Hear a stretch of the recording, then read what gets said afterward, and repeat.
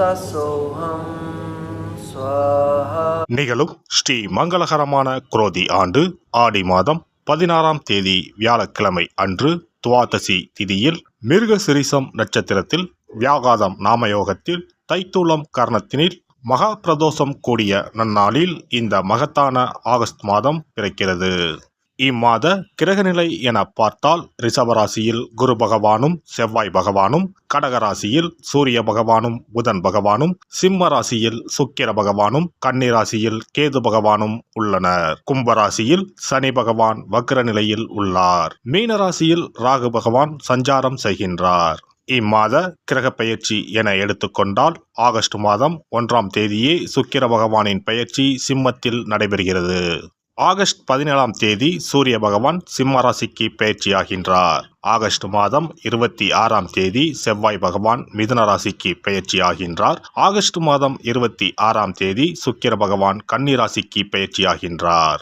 இம்மாதம் 31ஆம் தேதி புதன் பகவான் சிம்மத்திற்கு பெயர்ச்சியாகின்றார்.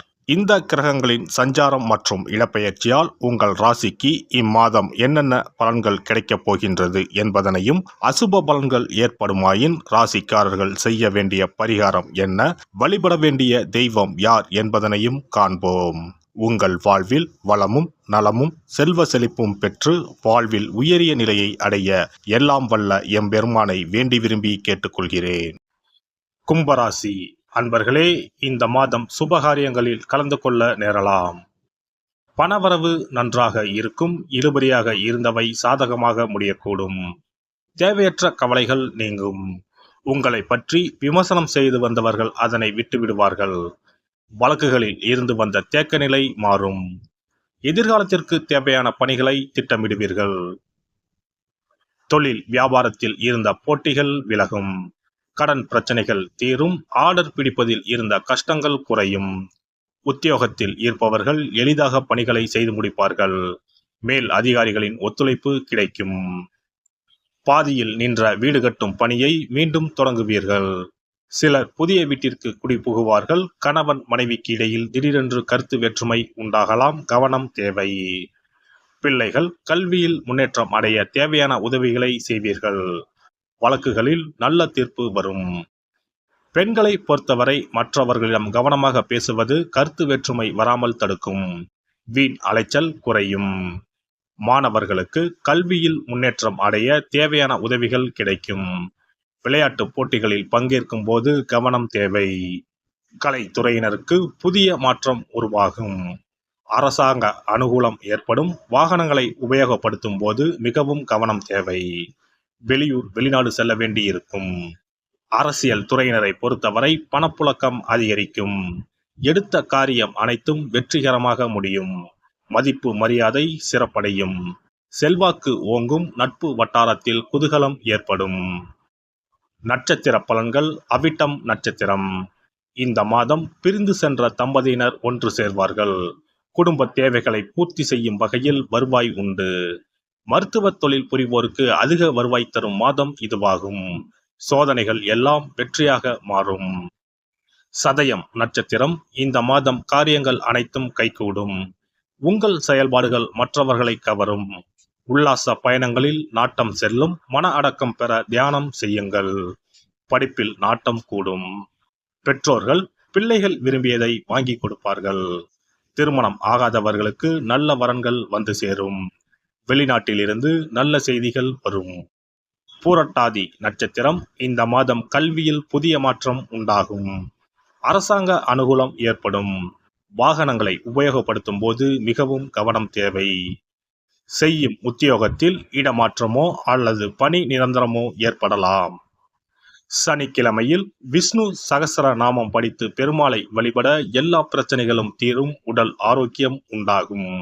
சிறப்பு தொகுப்பு. கண் திருஷ்டிகள் அகன்று தடைப்பட்டு கொண்டிருக்கும் காரியங்கள் நிறைவேற செய்ய வேண்டிய பரிகாரம் என்ன என்பதனை பற்றி காண்போம். வாழ்க்கையில் நல்ல நிலையில் இருந்தவர்கள் கூட திடீரென்று பொருளாதாரம் இழந்து மன கஷ்டங்களுடன் வாழும் நிலை ஏற்படும்.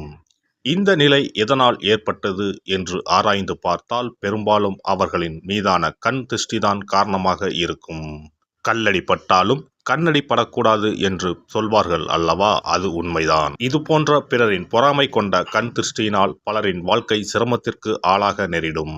இது போன்ற கண் திருஷ்டிகளிலிருந்து எப்படி தப்பிப்பது? இருக்கவே இருக்கிறது எளிதாக கிடைக்கும் ஊமத்தஞ்செடி.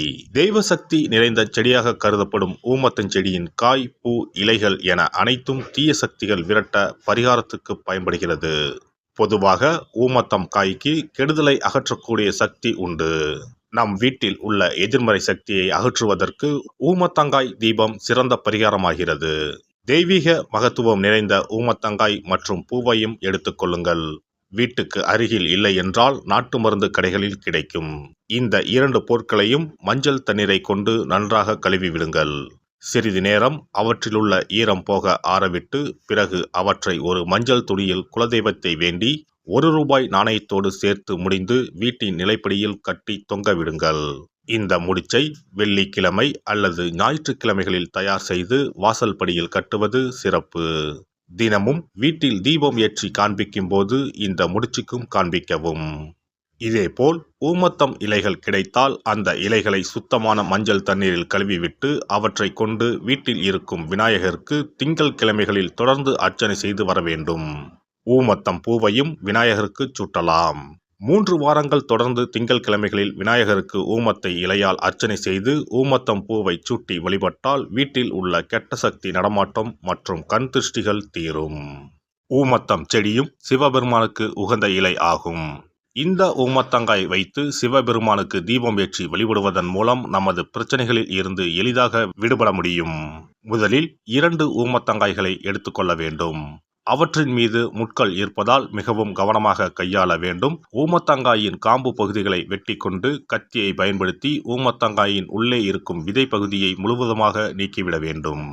பின்னர் 2 அகல் விளக்குகள் மற்றும் விளக்கு வைப்பதற்கான 2 தட்டுகளை எடுத்து சுத்தம் செய்து அவற்றிற்கு மஞ்சள் குங்குமம் போட்டு வைத்துக் கொள்ள வேண்டும். பின்னர் 2 தட்டின் மீதும் ஒவ்வொரு அகல் விளக்கை வைத்துக் கொள்ள வேண்டும். அதன் பிறகு எப்போதும் பூஜை செய்வதற்கு வைப்பது போன்ற வெத்தலைப்பாக்கு, பழம் போன்றவற்றை வைத்துவிட்டு 2 விளக்குகளையும் ஏற்றி சிவபெருமானை மனதார வேண்டிக் கொள்ள வேண்டும். எனக்கு இருக்கும் பிரச்சனைகள் அனைத்தும் தீர்ந்து இன்பமான வாழ்க்கை கிடைக்க வேண்டும் என வேண்டிக் கொள்ள வேண்டும். இந்த பூஜையை வெள்ளிக்கிழமை அன்று தொடங்கினால் தொடர்ந்து 9 வெள்ளிக்கிழமைகள் செய்ய வேண்டும். ஊமத்தங்காயின் மீது எவ்வாறு முட்கள் இருக்கிறதோ அதுபோல நமது வாழ்க்கையில் இருக்கும் முட்கள் போன்ற பிரச்சனைகளை அவை தீர்த்து வைக்கின்றன. இந்த பூஜையை நாம் தொடர்ந்து செய்து வருவதால் நம் மீது இருக்கும் கண் திருஷ்டிகள் அகன்றுவிடும். தீராத துயரங்கள் தீர்ந்துவிடும். பணம், நகை நம்மிடம் பெருகி வரும்.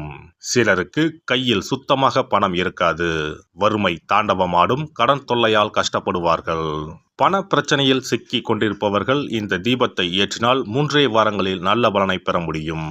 தொழிலில் நல்ல முன்னேற்றம் இருக்கும். கடன் பிரச்சனைகள் தீரும். உறவினர்களிடையே பகைமை இருந்தால் அவையும் மறைந்துவிடும். நோய்வாய் உள்ளவர்கள் இந்த தீபத்தை ஏற்றுவதன் மூலம் நல்ல பலனை பெற முடியும். பொதுவாகவே எந்த பரிகாரம் என்றாலும் அதை முழு நம்பிக்கையுடன் செய்தால் மட்டுமே முழு பலன் கிடைக்கும் என்பதை நினைவில் கொள்ளுங்கள். எல்லாம் வல்ல இறையருளால் நீங்களும் உங்கள் அன்பு குடும்பமும் உடல் நலம், நீலாயுள், நிறை செல்வம், உயர் புகழ், மெய்ஞானம் ஓங்கி வாழ்க வளமுடன். இந்த வீடியோ பதிவு உங்களுக்கு பிடித்திருந்தால் லைக் பண்ணுங்க, கமெண்ட் பண்ணுங்க, ஷேர் பண்ணுங்க. மறக்காம சப்ஸ்கிரைப் பண்ணுங்க. பக்கத்துல இருக்கிற பெல் பட்டனை கிளிக் பண்ணுங்க. நன்றி, வணக்கம். ஓம் நமச்சிவாய. சிவாய நம.